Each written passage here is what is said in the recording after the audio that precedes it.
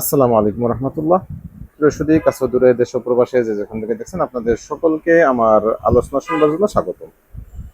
আজকে আমি অত্যন্ত গুরুত্বপূর্ণ একটি টপিকস নিয়ে আপনাদের সামনে উপস্থিত হয়েছি, সেটা হচ্ছে বিএনপি আসলে কতদিন ক্ষমতায় থাকতে পারবে।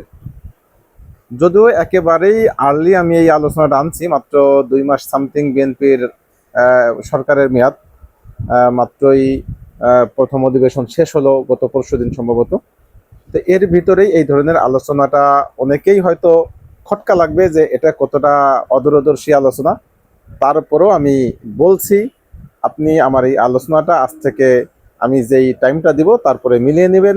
ইনশাল্লাহ আশা করি যদি আমার যেই পরামর্শগুলি থাকবে সেগুলি বাস্তবায়ন না করে, তাহলে আলোচনাটা দেখবেন যে একেবারে বাস্তবায়ন হওয়ার সম্ভাবনা থাকবে। তো আমি যদি প্রথমেই এই আলোচনাটা কেন সূত্রপাত করলাম বা কেন এই আলোচনার অবতারণা আমাকে করতে হলো, তার মৌলিক কারণ হচ্ছে, প্রথমত আমি বলে নেই, পরশুদিন যে সংসদের শেষ অধিবেশনে একেবারে শেষে এসে আমরা তিনজন নেতার বয়ান শুনেছি। প্রথমত আমরা বিরোধী দলীয় চিফ হুইপ নাহিদ ইসলাম, এনসিপির আহ্বায়ক, তিনি চমৎকার প্রায় 33-34 মিনিটের একটি আলোচনা করেছেন, যেখানে তিনি বাংলাদেশের একেবারে 47 থেকে নিয়ে এই 26 অবধি টোটাল সব বিষয় এবং আমাদের আভ্যন্তরীণ যে সম্পর্ক এবং পররাষ্ট্র নীতি কি হবে বা ভারতের সাথে সম্পর্কের মূল বিষয় কি থাকবে সেই বিষয়টা তিনি তুলে এনেছেন। সাথে সাথে যদি আমরা ডাক্তার শফিক সাহেবের বক্তব্য দেখি, সেটা অনেক চমৎকার। এবং সবচেয়ে বেশি যেই বিষয়টা আমি প্রাধান্য দেব সেটা হচ্ছে মাননীয় প্রধানমন্ত্রী জনাব তারেক রহমানের বক্তব্য। তিনিও চমৎকার 50 মিনিটের উপরে বক্তব্য দিয়েছেন। এবং তিনি সবচেয়ে তার যেই বিষয়টা আমার কাছে ভালো লাগে, সবসময় ভালো লাগে, যে তিনি আসলে বিরোধী দলের কথাকে মূল্যায়ন করেন। এবং ওই সংসদেই বিরোধী দলীয় নেতা কয়েকটা কথা বলেছেন, প্রত্যেকটা কথা তিনি নিয়েছেন এবং সেটা প্রতিশ্রুতি দিয়েছেন যে এটা আমরা বাস্তবায়ন করব। এটা তার খুব চমৎকার একটি দিক আমরা বলতে পারি, বা তার ভালো পজিটিভ যে দিকগুলি আছে তার ভিতরে অন্যতম এই দিকটি। এবং এ কারণেই আমি শুরু থেকেই, বিশেষত জনাব তারেক রহমান সাহেব যখন বিবিসির সাথে একটা সাক্ষাৎকার দিয়েছিলেন ইয়ের পরে, শেখ হাসিনা পতনের পরে, এবং তারও আগে তিনি আরো কয়েকটা কথা বলেছিলেন বা কিছু স্ট্যাটাস দিয়েছিলেন, এই বিষয়টা নিয়ে যখন সামনে আসছে তখন থেকে আমি তার ব্যাপারে অনেকটা পজিটিভ ছিলাম। কিন্তু সেই পজিটিভ থেকে কিছুটা নেগেটিভে আসছি যখন তিনি বাংলাদেশের আসার ঠিক আগ মুহূর্তে একটি স্ট্যাটাস দিয়েছিলেন যে বাংলাদেশে যাওয়ার যেই ই সিদ্ধান্ত নেওয়ার ক্ষেত্রে আমার জন্য এই সিদ্ধান্ত নেওয়াটা অবারিত না, অর্থাৎ তিনি এককভাবে এই সিদ্ধান্তটা নিতে পারেন না, তার উপরে অন্য কেউ আছে বা তাকে কেউ বাধা দেওয়ার মতো কেউ আছে। এই বাধা দেওয়ার মতো লোকটা কে সেটা আমাদের সামনে স্পষ্ট না। তখন থেকেই আমার কাছে কিছু খটকা ছিল। এরপরে যখন তিনি দেশে আসলেন, দেশে আসার পরে নির্বাচনী যে প্রোগ্রামগুলি করলেন, সেই প্রোগ্রাম থেকেই মূলত তার প্রতি আমার কিছুটা নেগেটিভ ধারণার জন্ম হলো। বিশেষত তিনি যখন গণভোট নিয়ে কোনো কথা বলছিলেন না, তখন আমি একটা ভিডিও বানাই এই গণভোটের বিষয়ে। এরপরে দেখলাম তিনি একটা সমাবেশে, মাত্র সিঙ্গেল একটা সমাবেশে তিনি শুধু গণভোটের পক্ষে অবস্থান নিতে বলেছেন, হা ভোট দিতে বলেছেন। এই হচ্ছে বিএনপির অবস্থা।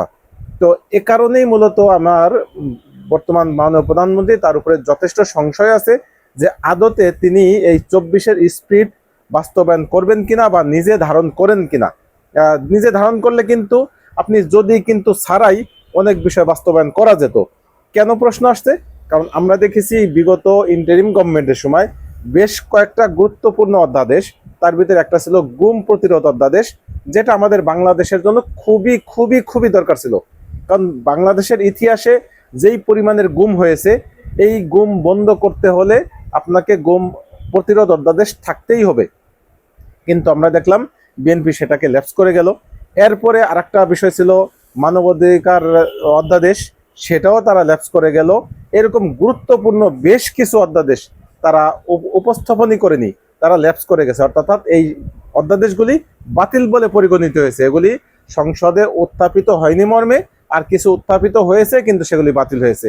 তো এভাবে এই গুরুত্বপূর্ণ অধ্যাদেশ বাতিল করার কোনো মানে হয় না। এগুলি বাতিল করার কারণে আজকে কোথায় গিয়ে তাদের জনপ্রিয়তা ঠেকেছে। এই 2 মাসের সরকার বিএনপির ভিতরে সবচাইতে খুবই সোচ্চার এবং খুবই বলিষ্ঠ এবং খুব যৌক্তিক আকারে কথা বলতে পারেন, বা মানুষকে অন্তত বিশ্বাসযোগ্য করাইতে পারেন, মানুষের সামনে বিশ্বাসযোগ্য করে তুলতে পারেন যে কোনো বিষয়ে। এইরকম পারদর্শী যিনি, তিনি হচ্ছে বর্তমান স্বরাষ্ট্রমন্ত্রী সালাউদ্দিন আহমেদ। তিনি এতটাই পারদর্শী যে আমরা সংসদে দেখেছি মাননীয় প্রধানমন্ত্রীর কথাগুলো তিনি বলেছেন, অর্থাৎ মাননীয় প্রধানমন্ত্রীর বক্তব্যটা তার মুখ দিয়ে বের হয়েছে। তার মানে তিনি কথায় কতটা পটু, একে বলা হয় বাকপটু।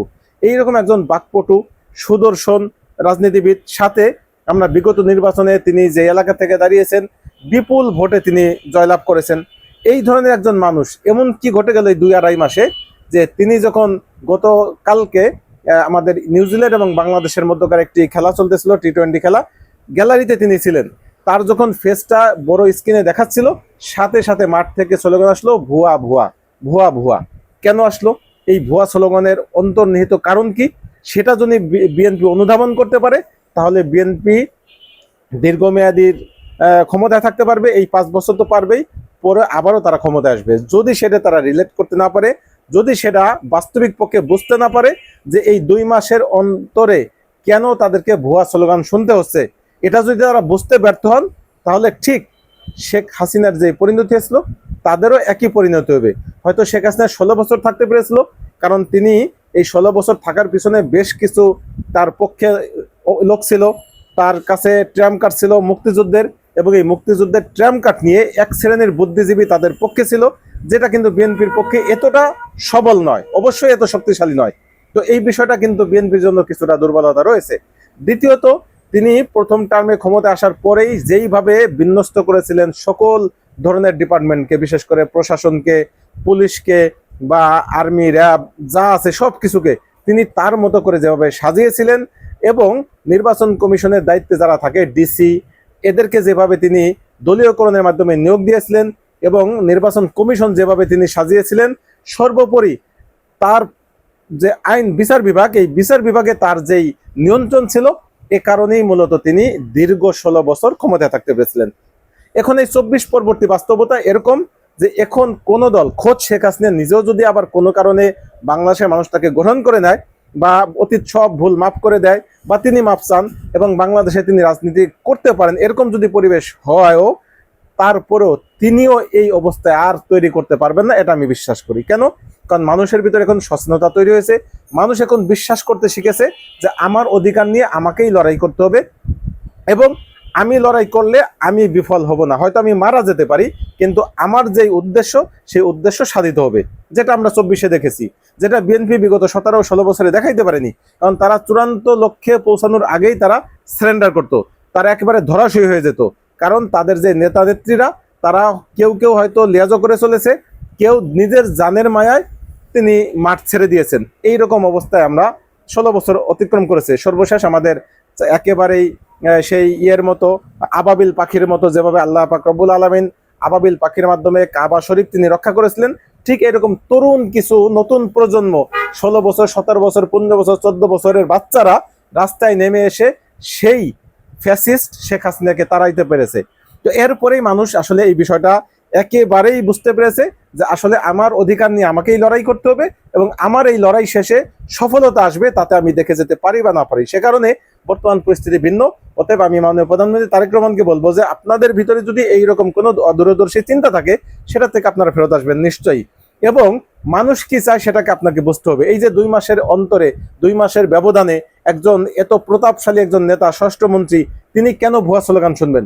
আমার তো মনে হয় এই জায়গায় তিনি ভুয়া স্লোগান শোনার একমাত্র কারণ তার ভয়েস। কারণ তিনি 24 পরবর্তী যেই ভয়েসগুলি দিয়েছেন এবং এখন সংসদে দাঁড়িয়ে যেভাবে ভয়েস দিচ্ছেন, তাতে মূলত মানুষ তার উপরে ক্ষিপ্ত, এবং এই ক্ষিপ্তটা মাননীয় প্রধানমন্ত্রীর উপরে আসতে খুব বেশি সময় লাগবে না। মূলত এই ক্ষিপ্তটা তো মানুষ প্রধানমন্ত্রীর উপরেই হবেন, কিন্তু যেহেতু প্রধানমন্ত্রীর কথাগুলি সালাউদ্দিন আহমেদের মুখ দিয়ে আসতেছে, এ কারণে সরাসরি সালাউদ্দিন আহমেদ সাহেব আক্রমণের শিকার হয়েছেন। নচেত এই কথাগুলি কিন্তু বিএনপির চেয়ারম্যান বা বিএনপির চেয়ারপারসন এবং বর্তমান মাননীয় প্রধানমন্ত্রী তার উপরেই আসার কথা। কেন? কারণ আমরা যে প্রত্যাশা করেছিলাম, জনগণ যে প্রত্যাশা করেছে, বিএনপি তার থেকে সরে এসেছে, ঢের সরে গেছে, মানে তার রাস্তার ধারে কাছেও নেই, যে কারণে মানুষ এখন তাদের বিপক্ষ অবস্থান নিয়েছে। আমাদের প্রত্যাশা ছিল আমাদের যে মানবিক অধিকার, সেগুলি অক্ষুণ্ণ রাখতে হবে, সেগুলি কেউ ক্ষুণ্ণ করতে পারবে না, কিন্তু বিএনপি সরকার সেই জায়গায় এসে তারা সেটা নস্যাৎ করতেছে। বিএনপি তারা নোট অফ ডিসেন্টের মাধ্যমে যেই বিষয়গুলি তারা করেছিল, বিরোধিতা করেছিল, সেগুলি তো বাদই, তারা টোটাল যেই প্যাকেজ, এই জুলাই সনদ, সেটাকেই তারা ভায়োলেট করেছে এবং তারা এটাকে সাথে তামাশা করছে, প্রহসন করেছে, যেটা সর্বশেষ সালাউদ্দিন আহমেদ সাহেব মানে স্বরাষ্ট্রমন্ত্রী তিনি সংসদে স্পষ্ট বলেছেন যে আমরা চিন্তা করেছিলাম যে যদি নির্বাচন না হয়, এই কারণে আমরা সব কিছুর উপরে কি করেছিলাম, রাজি হয়েছিলাম বা আমরা এগ্রিমেন্টে গিয়েছিলাম। অথচ আমরা জানি যে আপনি যেভাবেই যান, যখন কোনো এগ্রিমেন্টে যাবেন আপনি সেই এগ্রিমেন্ট থেকে বের হতে পারেন না। এমনকি যদি আপনি শত্রু রাষ্ট্রের সাথে যুদ্ধ করেন, এটা তো আমাদের আভ্যন্তরীণ বিষয়, আমরা কেউ শত্রু ছিলাম না, বাংলাদেশের সকলে আমরা এক পক্ষের লোক ছিলাম, অর্থাৎ স্বৈরাচার বিরোধী লোক ছিলাম বা ফ্যাসিবাদের বিরুদ্ধে সকল দলগুলি একসাথে হয়েছে, সেইখানে আপনার বিরোধিতা। কিন্তু এমন নিয়ম রয়েছে যে আপনি যদি একেবারে শত্রু রাষ্ট্রের সাথে যুদ্ধের ময়দানে কোনো কমিটমেন্ট করেন, সেই কমিটমেন্ট থেকে আপনি ফেরত আসতে পারবেন না, সেটাকে আপনাকে বাস্তবায়ন করতেই হবে, বলবৎ রাখতে হবে। সেটা যদি না হয় তাহলে দুনিয়া টিকবে না, এটাই নিয়ম। এবং সেটা যদি কেউ রক্ষা না করে তাহলে সে মুনাফিকের কাতারে যাবে এবং তার নাম হবে মুনাফিক। মুনাফিকের সংজ্ঞা কি? আমরা যদি হাদিসে রাসূল সাল্লাল্লাহু আলাইহি ওয়াসাল্লামের দিকে তাকাই, নবী করিম সাল্লাল্লাহু আলাইহি ওয়াসাল্লাম বলেছেন, আয়াতুল মুনাফিকি সালাসুন, ইযা হাদ্দাসা কাযাবা ওয়া ইযা ওয়াদা আখলাফা ওয়া ইযা তুমিনা খানা। যখন কেউ কথা বলবে, কথা বললেই সে মিথ্যা বলবে, এক নম্বর কারণ। দুই নম্বর, যখন সে কোনো ওয়াদা করবে, ওয়াদার বরখেলাফ করবে। তিন নম্বর, যখন তার কাছে কোনো আমানত চাকা হবে, সে আমানতের খেয়ানত করবে। এই তিনটি যার ভিতরে পাওয়া যাবে সে মুনাফিক। তো বিএনপির যে বর্তমান অবস্থান তাতে আমার কাছে স্পষ্ট যে তারা অন্তত ওয়াদার বরখেলাফ করেছেন। তারা ওই সময় জনগণের সাথে এবং সকল দলের সাথে যে এগ্রিমেন্ট করেছেন, সেই এগ্রিমেন্ট থেকে তারা সেই এগ্রিমেন্ট ভেঙে দিয়েছেন। আমরা জানি হুদাইবিয়ার সন্ধির ঘটনা জানি এবং মক্কা বিজয় জানি। হুদাইবিয়ার সন্ধিতে কি ছিল? নবী করিম সাল্লাল্লাহু আলাইহি ওয়াসাল্লাম যখন যাচ্ছিলেন, মক্কাতে যাচ্ছিলেন উমরার উদ্দেশ্যে, প্রতিমধ্যে হুদাইবিয়া নামক জায়গায় তিনি অবস্থান করেন এবং হযরতে উসমান রাদিয়াল্লাহু আনহুকে মক্কায় পাঠান যে তাকে দেখার জন্য যে আসলে মক্কার অবস্থা কি, এবং তিনি যেন খবর দেন যে মুহাম্মদ সাল্লাল্লাহু আলাইহি ওয়াসাল্লাম তিনি আসছেন শুধুমাত্র উমরার জন্য, আর কোনো উদ্দেশ্য নেই। কিন্তু ওইখানে তারা এসে ব্যারিকেড দিল, তারা যাইতে দিল না, এবং একটা শর্ত হইলো, সেই শর্তের ভিতরে অনেকগুলি শর্ত ছিল, সেটা আমার মূল উদ্দেশ্য না। মূল উদ্দেশ্য এর পরবর্তীতে ওই শর্তের ভিতরে দুটি সম্প্রদায় ছিল, একটা সম্প্রদায় ছিল নবীজির সাথে আর একটা সম্প্রদায় ছিল মক্কাবাসীদের সাথে। সেই মক্কাবাসীদের সাথে যে সম্প্রদায়, তারা যখন মদিনাবাসীদের সাথে সম্প্রদায়ের সাথে চুক্তি ভঙ্গ করলো, বাস নবীজি মনে বললেন যে আজ থেকে আর মক্কার সাথে আমাদের যে চুক্তি ছিল সেই চুক্তি নেই, চুক্তি বাতিল হয়ে গেছে। তারপরেই কি করলেন? 10 বছরের চুক্তি, কিন্তু 2 বছরের মাথায় নবীজি মক্কা আক্রমণ করলেন এবং বিনা প্রতিরোধে মক্কা দখল করতে পারলেন। তো এই যে চুক্তি, আপনাকে চুক্তি করলে চুক্তি অবশ্যই অবশ্যই অক্ষরে অক্ষরে মানতে হবে। যখন আপনি চুক্তি ভঙ্গ করবেন তখন আপনি বেঈমান বা প্রতারক বা আপনি মুনাফিক হিসেবে সাব্যস্ত হবেন। সেই হিসেবে বর্তমান বিএনপি একেবারেই মুনাফিক দল। এটা মূলত অনেকেই বলছেন যে যেহেতু তারা এই কথাটা মানছেন না, যদি এটা দলীয় ফোরামের কথা হয়ে থাকে, যেহেতু মাননীয় স্বরাষ্ট্রমন্ত্রী বলেছেন এবং স্বরাষ্ট্রমন্ত্রী মূলত প্রধানমন্ত্রীর কথা বলে থাকেন, তার মানে এটা তাদের দলীয় ফোরামের বক্তব্য। আর এটা যদি দলীয় ফোরামের বক্তব্য হয়ে থাকে তাহলে বিএনপি দলগতভাবে তারা মুনাফিক, এটা অনেকেই বলছেন। এখন আমি বলছি যে বিএনপি কেন আসলে এই 5 বছর মেয়াদ টিকতে পারবে না, এটা আমার একটা অবস্থান। আমি এই কারণেই বলছি যে বিএনপি যেইভাবে তারা জনগণের বিপক্ষে অবস্থান নিয়েছে, এবং সবচাইতে বড় কথা, আপনি আইন কানুন বাদ দেন, আপনি এই মানবাধিকার এই সেই এগুলি হয়তো আপনি ধামাচাপা দিতে পারবেন, কিন্তু জনগণের সবচাইতে বেশি যেই বিষয়গুলি নাড়া দেয় সেটা হচ্ছে দ্রব্যমূল্য। বিএনপি এখন অবধি দ্রব্যমূল্য নিয়ন্ত্রণে রাখতে পারেনি। গত ইন্টারিম গভর্নমেন্টের টোটাল 1.5 বছরে আমরা সবজির দরটা স্বাভাবিক পেয়েছি, মাছ গোশতটাও মোটামুটি স্বাভাবিক পেয়েছি। সেই জায়গা থেকে বেরিয়ে এসে এই সরকারের শুরুর থেকে এই অবধি আমরা সবজির বাজারে আগুন দেখতে পাচ্ছি। 100 টাকার নিচে সবজি খুব কম পাওয়া যাচ্ছে। তো একটা অবস্থা। দ্বিতীয় যে অবস্থাটা, আমরা জানি যে তেলের দামটা বাংলাদেশের ক্ষেত্রে না, শুধু বিশ্ববাজারের ক্ষেত্রে তেলের দামটা একটা দেশকে নষ্ট করে দিতে পারে। আপনি যদি তেলে ভর্তুকি দিয়ে হলেও তেলের দামটা সহনীয় রাখেন তাহলে সব কিছুর দাম সহনীয় থাকে। কিন্তু যদি আপনি এই তেলের ভর্তুকিটা বাদ দেন, তেলের দাম বৃদ্ধি করে দেন, বাংলাদেশের সবকিছু, শুধু বাংলাদেশ না যে কোনো দেশেই সবকিছুর দাম বেড়ে যাবে। সারের দাম বাড়বে, লবণের দাম বাড়বে, খাদ্যপণ্যের দাম বাড়বে, শস্যের দাম বাড়বে, কাঁচামালের দাম বাড়বে, গ্যাসের দাম বাড়বে। কারণ তেলের সাথে কিন্তু সবকিছু সম্পর্ক, কারণ যেহেতু পরিবহন খাতের সাথে এই বিষয়গুলি সম্পৃক্ত, আর পরিবহন তেল ছাড়া চলতে পারে না, সে কারণে আপনি তেলের দাম বাড়ানোর সাথে সাথে সব কিছুর উপরে তার একটা প্রভাব পড়বে। এই সরকার এসে তেলের দামও বাড়িয়েছে। আর একটা নিত্য প্রয়োজনীয় জিনিস এলপিজি গ্যাস, অর্থাৎ রান্নাবাড়ির যেই গ্যাস, 12 কেজির গ্যাস শেখ হাসিনার সময় আমরা 700, 750, 800, 900, 1000 এরকম কিনতে হয়েছে। শেষের দিকে বোধহয় 1100 টাকা ছিল, 1150 টাকা, 1200 টাকা। এরপরে ইন্টারিম গভর্নমেন্ট ক্ষমতায় আসলো, তারা আসার পরে 1200, 1250, 1200, 1250, একেবারে শেষ মুহূর্তে এসে তারা বাধ্য হয়ে 2-3 ধাপে 1350 টাকা পর্যন্ত করলেন, 34-50 এরকম। তো 1350 টাকার ভিতরে তারা দাম রাখলেন। এরপরে সিন্ডিকেটের কাছে তারা ধরাশয় হলেন, কারণ শেষ মুহূর্তে তাদের ক্ষমতা শেষ, সিন্ডিকেট বুঝতে পেরেছে নির্বাচন হবে, ওই সময় এসে তারা আর কিছুই তফসিল ঘোষণার পরে তাদের কথা কেউ শুনলো না। ফলে কি হলো, বাজারে একটা বিশৃঙ্খলা দেখা দিল। এই 1350 টাকার গ্যাসগুলি 2100, 2200, 2300 টাকা করে বিক্রি করেছে। আমাদের প্রত্যাশা ছিল যে কোনো রাজনৈতিক সরকার ক্ষমতায় আসলে, সেটা বিএনপি হোক বা যেই হোক, তো বিএনপি বড় দল, তারা আসবে এটাই নিশ্চিত ছিলাম আমরা। তো বিএনপি আসলে হয়তোবা এই জায়গায় ভিন্নতা আসবে এবং তারা এই এলপি গ্যাসের দামটা নিয়ন্ত্রণ করতে পারবেন এবং সরকার যে নির্ধারিত রেট সেই রেটে রাখতে পারবেন। কিন্তু আজ অব্দি সেটা পারেননি। প্রথমত দুটো জিনিসই তারা ভঙ্গ করেছেন। একটা হলো সেই 1350 টাকার থেকে তারা বাড়িয়ে প্রায় 600 টাকা বাড়িয়ে 1940 টাকা করেছেন। এটা একেবারেই জনগণের সাথে একটা প্রতারণা। 2 দফায় 600 টাকার মতো বাড়ানো, এটা কোনো ক্রমেই গ্রহণযোগ্য নয়। দ্বিতীয় যে বিষয়টা, সেই 1940 টাকাও তারা বাজার রেখে নিয়ন্ত্রণের ভিতরে রাখতে পারতেছেন না।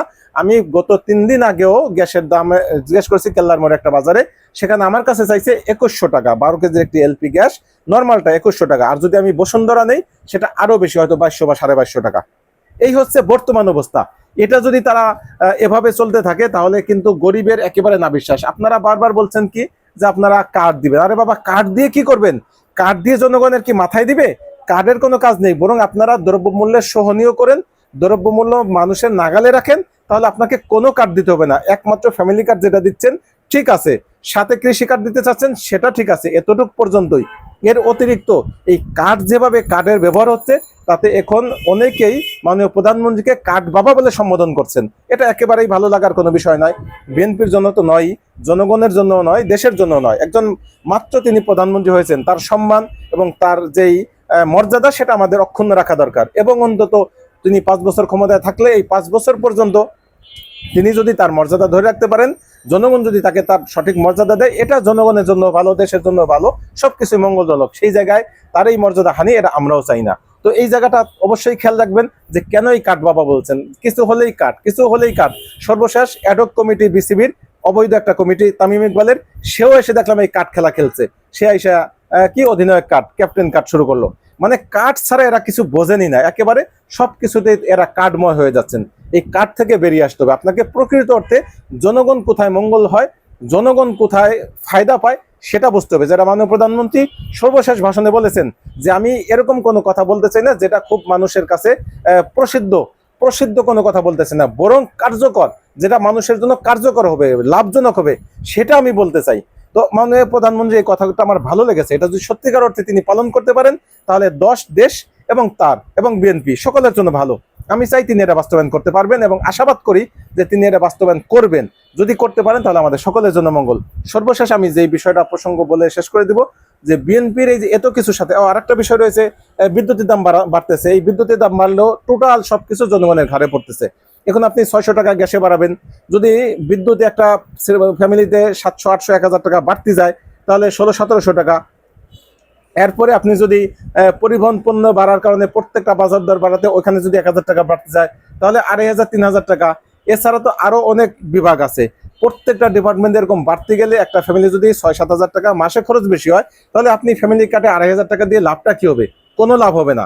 অতএব প্রয়োজনে ফ্যামিলি কার্ড বন্ধ রেখে হলেও আগে মানুষের এই নিত্য প্রয়োজনীয় জিনিসগুলি মাথায় রাখেন। এগুলি যদি আপনারা ঠিকঠাক করতে পারেন, সাথে সাথে জুলাই আন্দোলনের যেই বক্তব্যগুলি বা বিভিন্ন দেয়ালে দেয়ালে যে লেখনীগুলি ছিল সেই লেখনীগুলি যদি আপনারা মাথায় নিতে পারেন এবং সেটা যদি আপনারা ধারণ করে বাস্তবায়ন করতে পারেন তাহলে অন্তত আমরা আপনাদের যেই 5 বছর সেটা নিশ্চয়তা আমরা দিতে পারি বা আমরা আশাবাদী থাকতে পারি যে আপনারা 5 বছর ক্ষমতা চালাইতে পারবেন সুন্দর মতো। কারণ আমরা দেখেছি বিগত সময়ে ফ্যাসিবাদ কিভাবে তারা ক্ষমতায় থাকার জন্য মানুষকে গুম করেছে, অথচ আপনারা সেই গুম অধ্যাদেশটা আনলেন না। কি বাহানা দিয়েছেন? আপনারা বলেছেন গুম অধ্যাদেশটা তো আইসিটি অ্যাক্টে আছে, অথচ আইসিটি অ্যাক্ট আর গুম প্রতিরোধ অধ্যাদেশ দুটো ভিন্ন জিনিস। গুম প্রতিরোধ অধ্যাদেশ হচ্ছে একটা গুম হলেও ওই ফ্যামিলি গিয়ে বাহিনীর বিরুদ্ধে অভিযোগ করতে পারবে, কিন্তু আইসিটিতে একটা গুমের জন্য কখনো অভিযোগ হয় না। আইসিটিতে ব্যাপক আকারে যখন অপরাধ হয়, যেহেতু মানবতা বিরোধী অপরাধ, অর্থাৎ অপরাধটা মানবতা বিরোধী পর্যায়ে যেতে হয়, তখন সেটা আইসিটি অ্যাক্টে যায়। অর্থাৎ গণহত্যা বা গণহারে গুম, 100 গুম হয়েছে বছরে বা 50টা গুম হয়েছে বছরে, সেই ক্ষেত্রে আপনি মানবতা বিরোধী অপরাধে বা আইসিটি অ্যাক্টে যেতে পারেন। কিন্তু নর্মাল একটা গুম হয়েছে বা সারা বছরে মাত্র একটা ফ্যামিলি গুম হয়েছে, এই গুমটার বিচার কে করবে? যেমন একজন মানুষ সারা বছরে একটা মানুষ মারা গেছে, যে কেউ একটা মানুষকে মেরেছে আর কাউকে মারেনি, এই খুনের মামলা তো আইসিটি অ্যাক্টে যাবে না, এটা যাবে নর্মাল ফৌজদারি অপরাধে। সেই ফৌজদারি অপরাধে যাওয়ার জন্যই গুমের যে অধ্যাদেশটা সেটা দরকার ছিল। আমি প্রত্যাশা করব বিএনপি যে অধ্যাদেশগুলি ল্যাপস করেছে, তারা বলেছেন যে আরো ভালোভাবে তারা এটাকে উপস্থাপন করবেন, আরো কার্যকরী ধারাগুলি করে যোগ করে। আমি সেটা বিশ্বাস করতে চাই, এখনো বিশ্বাস করতে চাই। সেটা যদি তারা আগামী অধিবেশনে করেন তাহলে তাদের জন্য মঙ্গল হবে, যদি না করেন তাদের জন্য বিপদ ডেকে আনবে। সাথে সাথে আমি আরেকটা কথা বলে রাখছি, সেটা হচ্ছে নীলুফার চৌধুরী মনি, তিনি গতকালকে না পরশুদিন একটি টক শোতে আলোচনার ক্ষেত্রে বলছেন জাকাতের চেয়ে চাঁদাবাজি অনেক ভালো। মূলত তিনি জামাত ইসলামকে নিয়ে আলোচনা করতেছিলেন। জামাত ইসলাম জাকাত নিয়ে সেখানে খাচ্ছে, এটা ঠিক, এটা একেবারেই ন্যাক্কারজনক। যদি জামাত ইসলাম জাকাত নিয়ে রাজনৈতিক দল চালায় সেটা তাদের অপরাধ, সেটা নিয়ে তিনি কথা বলেন, আমার কোনো আপত্তি নাই। কিন্তু তিনি যেইভাবে বলেছেন যে জাকাত নেওয়ার থেকে চাঁদাবাজি ভালো, চাঁদাবাজি একটা হারাম, স্পষ্ট হারাম। কারণ মানুষকে কষ্ট দেওয়া, মানুষ থেকে জোর করে কোনো কিছু ছিনিয়ে নেওয়া, দুইটা ভিন্ন ভিন্ন অপরাধ। এই দুই অপরাধের সাথে সম্পৃক্ত হলো চাঁদাবাজ। কিন্তু জাকাত আল্লাহ তাআলার পবিত্র একটি বিধান এবং 5টি মূল স্তম্ভের একটি স্তম্ভ। এইরকম পবিত্র একটি বিধান, ফরজ একটি বিধান এবং 5টি স্তম্ভের মূল স্তম্ভ, এইরকম একটি বিধানকে কটাক্ষ করা এবং সেটাকে হারাম একটি বিষয়ের সাথে তুলনা করা এবং হারাম বিষয়ের থেকেও নিকৃষ্ট বলা, এটা নিঃসন্দেহে একটি গর্হিত কাজ হয়েছে। আমি দাবি জানিয়ে রাখবো বিএনপি সরকার এবং মাননীয় প্রধানমন্ত্রীর কাছে যে আপনারা এই নীলুফার চৌধুরী মনি দ্রুততার সাথে তাকে শোকজ করবেন এবং তার শাস্তি নিশ্চিত করবেন। যদি সেটা না করেন তাহলে কিন্তু আপনাদের জন্য আরো অমঙ্গল বয়ে আনবে। আমরা ইতিপূর্বে দেখেছিলাম আরেকজন লতিফ সিদ্দিকী নামের একজন, তো ওই সময় বোধহয় বস্ত্র পাট এবং বস্ত্র মন্ত্রণালয়ের দায়িত্বে ছিলেন, তখন তিনি নবী করিম সাল্লাল্লাহু আলাইহি ওয়াসাল্লাম এবং হজ নিয়ে তিনি বিরূপ মন্তব্য করেছিলেন। সেই সময় আন্দোলনের মুখে তাকে গ্রেফতার করা হয়, তার পদ চলে যায়, মন্ত্রিত্ব চলে যায় এবং তিনি দীর্ঘদিন কারাবাস থাকেন। তো আওয়ামী লীগ সরকার, যারা ইসলামের বিপক্ষে যাদের অবস্থান ছিল, তারা যদি এই বিষয়টা ধারণ করতে পারেন, মানুষের ঈদকে মানে মানুষের যেই চাহাত, মানুষের যে ইচ্ছা, যে মানুষের যেই মানে ভিতরের যে আকাঙ্ক্ষা, সেটা যদি তারা ধারণ করতে পারেন, তাহলে আপনারা বিএনপি তো ইসলাম বা মুসলমানদের অনেকটা সাথে একাকার, তাহলে আপনারা কেন সেটা রিলেট করতে পারবেন না? আমি প্রত্যাশা করব এই জায়গাটা আপনারা দেখবেন। তো সার্বিকভাবে আমি আমার যে মূল আলোচনা আজকে আমি যেটা ইতি টানবো, যে মূলত বিএনপি সরকার যদি তারা তাদের কমিটমেন্ট থেকে সরে আসে, যেটা স্বরাষ্ট্রমন্ত্রী সালাউদ্দিন আহমেদ বলেছেন যে তারা মানুষের সাথে প্রতারণা করেছেন, তারা ধোঁকাবাজি করেছেন, গাদ্দারি করেছেন, তথা মানুষকে বলেছেন ওই সময় শুধুমাত্র ভোটের জন্য তারা বলেছেন আমরা সবকিছুতে রাজি, আদতে তারা রাজি না।